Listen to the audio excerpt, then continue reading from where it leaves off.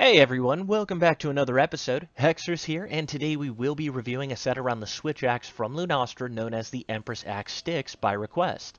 Now, this setup puts out some serious damage, and while I'm not exactly a Switch axe main, I was astounded by the amount of staggers and explosions I was able to achieve with this setup. But let's go ahead and get into the gear. Now, for the weapon, we do have it augmented with health regen. We also have the Dragon King eye patch, Empress Mail Beta, Death Stench Grip Beta, Kaiser Coil Alpha, Kolv Taros Wrath Beta, as well as a Handicraft 3 charm.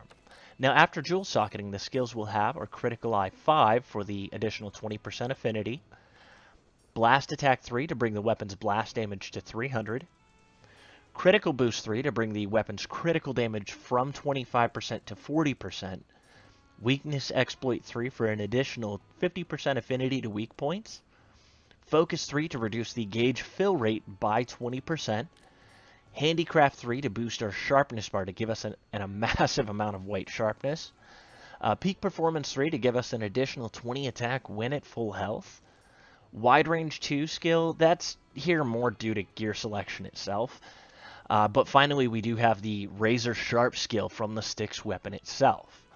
But let's go ahead and take a look at the jewels we socketed to achieve these skills.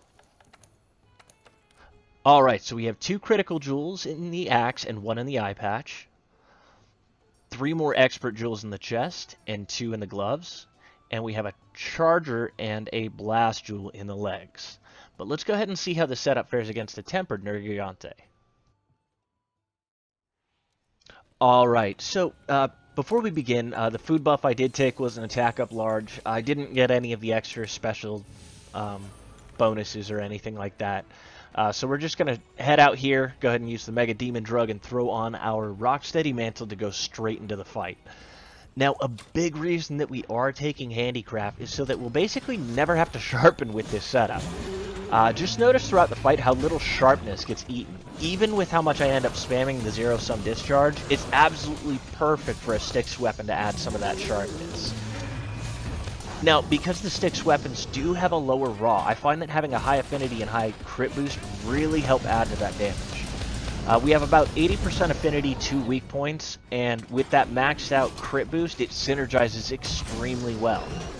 Especially handy when we're at full health with the health regen augment and the 20 attack from peak performance. Also, with focus, the 20% charge time, I'm sure you've noticed, with both the recharge of our gauge to build up our files is heavily impacted, but also the rate at which the sword mode activates our files is increased.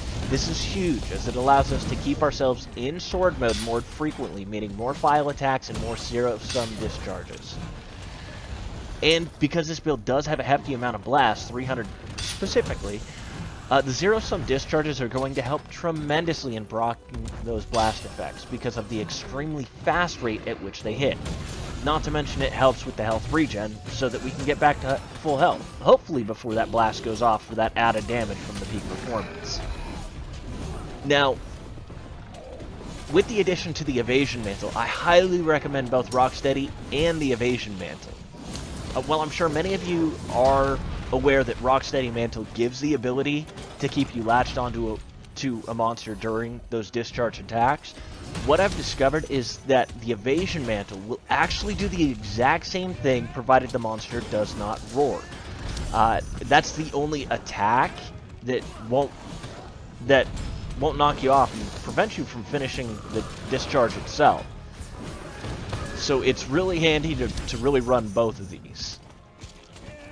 Alright, just get in here. Oh, latched onto the face, and he's already limping. As you can see, I'm still above half sharpness of a white sharpness bar. That's crazy.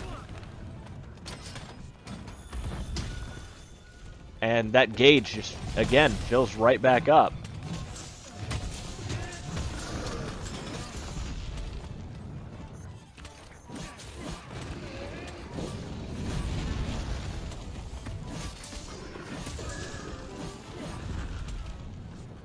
Back into axe mode here real quick. Oh, meant to actually do an attack, but that's okay. And we're just going to let him hit us. So we can do that. And dead. Alright.